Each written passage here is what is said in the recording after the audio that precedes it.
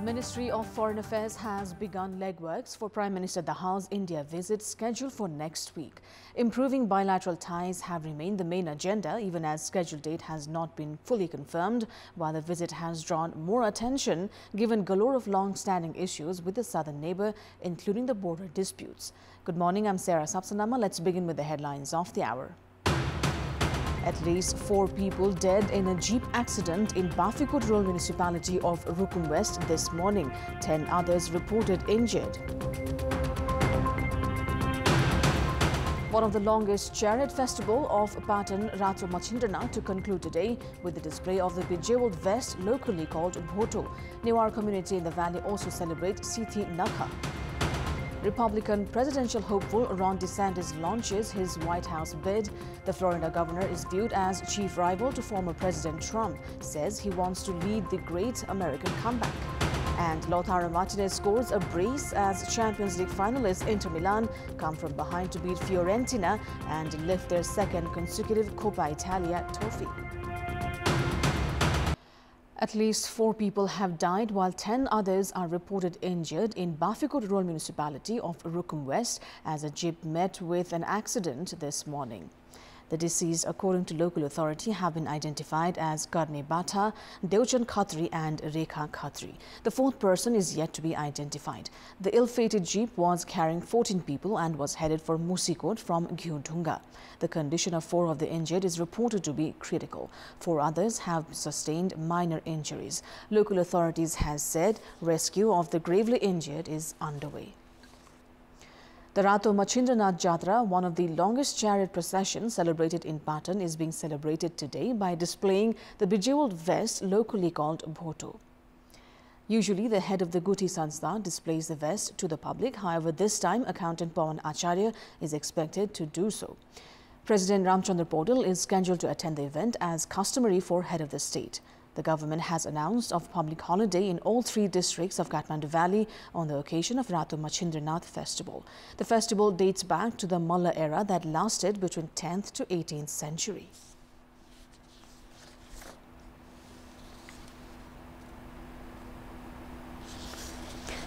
Meanwhile, the Newar community in the valley and in the outskirts are also celebrating Sithi Nakha festival today. The festival marks the beginning of monsoon and plantation season, and the community also take the festival as an opportunity to clean their water sources. Members of the community clean their wells, ponds, stone sprouts, among others, on this day. The festival also falls on the birthday of God Kumar, and the community also celebrate the day by cooking and sharing delicacies.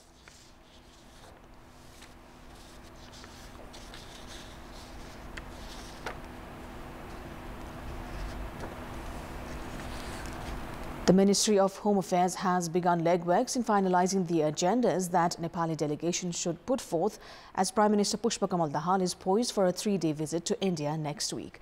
Premier Dahal is all set to embark on India visit on 31st of May, even as the schedule of his stay has yet to be officially published. In the meantime, foreign affairs experts have emphasized on the need to weigh in on the implementation of previous agreements between the 2 nations made during the Premier's previous visit. Speaking at various platforms, Prime Minister Dahal has been claiming that his visit to India this time will be fruitful. Experts have emphasized that the Prime Minister should raise the issues of border encroachment by the southern neighbor and work to improve the southern relation. They have also called on the Prime Minister to seek for India's stand on the report prepared by the Eminent Persons Group that was formed to review the treaties signed between the 2 countries. India has yet to received the report prepared by EPG after investing 2 years. The last time Nepal took diplomatic steps was when it released an administrative map by including Nepal's Kalapani, Lipu Lake and Limpiadhura. Bilateral relations have soured since then. Experts have also opined the Premier should raise issues of exports of Nepali tea, ginger and cardamom among others, and the widening trade deficit with India. There is also a need for the delegation to discuss on the fate of hydel projects like the Upper Karnali and West Sethi that were contracted to Indian companies. Former Prime Minister Sher Bahadur Dewa had visited India on 1st of April 2022. Other former Prime Minister KP Sharma Oli visited India on 6th of April 2018. Both the visits dwelled on the Pancheshwar multipurpose project under the Mahakali Treaty. However, a detailed project report is yet to be prepared. The agreements struck for the Raxaul-Kathmandu railway link and waterway for import and exports have also yet to be implemented. Experts have also called on the need to raise the issue of air routes to Pokhara and Gautam Buddha international airports. There was a time when the country's economy thrived and added hopes among the general public with the functioning of Hetauda textile industry, Butwal spinning mill and Gorakhali rubber industry. However, all three of them have been inoperational for years. Even as their revival makes it to every government's plans and policies, including the incumbent government, experts opine challenges are galore. The Butwal spinning mill was established some 40 years ago at a huge investment of 380 million rupees with the intention of exporting yarns, especially to the Indian market. The factory has been out of operation for the past 16 years. 14 years ago, workers of the factory went into forced retirement.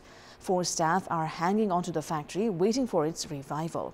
6 buildings belonging to the factory and its land, along with machines, have been lying unattended. Likewise, the Hetauda textile industry that was established in 1975 was shut down by the then government, in fact, 23 years ago. The industry spreads in an area of 36 ropani of land and has thousands of equipment to produce textiles in idle state. The armed police force has turned the administrative building into its base camp. The industry at its peak gave employment to around 1,200 workers and staff. However, 14 years ago, the industry filed for liquidation for the second time. The narrative is as disappointing for Gorakhali rubber industry in Majhua, Deurali. Spread over an area of 630 ropani land, the rubber industry began operation from August 1992. However, it began reporting of losses 16 years later and halted operation from April of 2015. 4 years later, the government decided to take the industry under its jurisdiction and retired 288 workers and staff by clearing their payments. The revival of these 3 industries have frequently made it to government plans and policies. However, significant achievements have yet to be made. It's time now for our segment Public Pulse, where you text us with your opinion. Public Pulse. The question is, what could be the reason for the delay in appointing the leadership of parliamentary committees? Your options are A, no power sharing consensus, B, result of dilly-dallying, and C, trying to complete procedures. The voting is on. Type NEWS, select your option A, B or C and send it to 34001 to share your opinion with us. Now, Florida Governor Ron DeSantis has said he would seek the 2024 Republican nomination for president. DeSantis made his announcement in a video ahead of joining Twitter CEO Elon Musk in an interview. The Florida governor's entrance in the Republican contest set up a showdown with his one-time ally, former President Donald Trump, that will shake up the race for the White House. With a rising national profile and what are expected to be deep financial resources, the 44-year-old DeSantis immediately becomes Trump's biggest rival for the Republican nomination. But polls show Trump with more than a 2-to-1 edge over the Florida governor, who has long been considered a Republican rising star and the herald of a new generation of leaders in the party. Trump, who announced in November, has also had a head start in organizing his campaign in key early voting states. Russia's Wagner mercenary group's founder has said some 20,000 troops were killed in the months-long battle for control of Bakhmut in eastern Ukraine. Yevgeny Prigozhin has said he had recruited about 50,000 prisoners to fight with Wagner in Russia's war in Ukraine, and that about 20% of them had been killed. A similar number of his contract soldiers had also perished in the battle for the city, he told Russian political strategist Konstantin Dolgov in a video interview posted on his Telegram channel. This weekend, Wagner and the Russian military claimed to have taken control of Bakhmut, which has been left in ruins by the prolonged fighting, with Russian President Vladimir Putin congratulating the armed forces. But Kyiv has said its forces continue to fight for the city.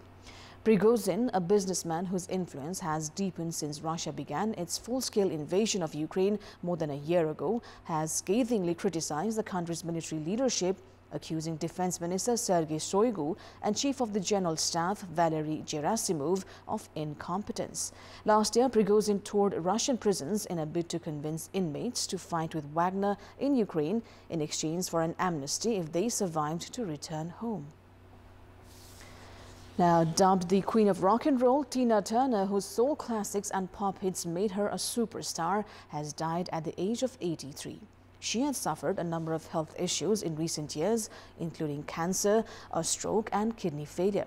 She rose to fame in the 1960s with songs including Proud Mary and River Deep, Mountain High. Tina Turner was famed for her raunchy and energetic stage performances and husky, powerful vocals.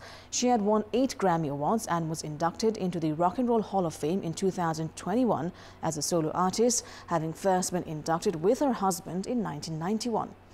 Upon her solo induction, the Hall of Fame noted how she expanded the once limited idea of how a black woman could conquer a stage and be both a powerhouse and a multi-dimensional being. Younger stars who have felt her influence include Beyoncé, Janet Jackson, Janelle Monáe and Rihanna. American singer Gloria Gaynor, who also rose to fame in the 1960s, said Turner paved the way for so many women in rock music, black and white. Tributes poured in from supermodel Naomi Campbell, basketball legend Magic Johnson, and singers Kelly Rowland, Ciara, and Blondie's Debbie Harry. On Instagram, the Rolling Stones frontman Sir Mick Jagger said Turner was inspiring, warm, funny, and generous, and helped him when he was young. Elton John, who in his autobiography wrote about the heated arguments the pair had while trying to work together in 1997, said she was one of the world's most exciting and electric performers. Born in Tennessee into a sharecropping family, she first found prominence as one of the backing singers for her husband's band, the Kings of Rhythm. She soon went on to front the band, and the couple tasted commercial success with Fool in Love and It's Gonna Work Out Fine, which made the US charts in the early 60s. Up next is the weather update.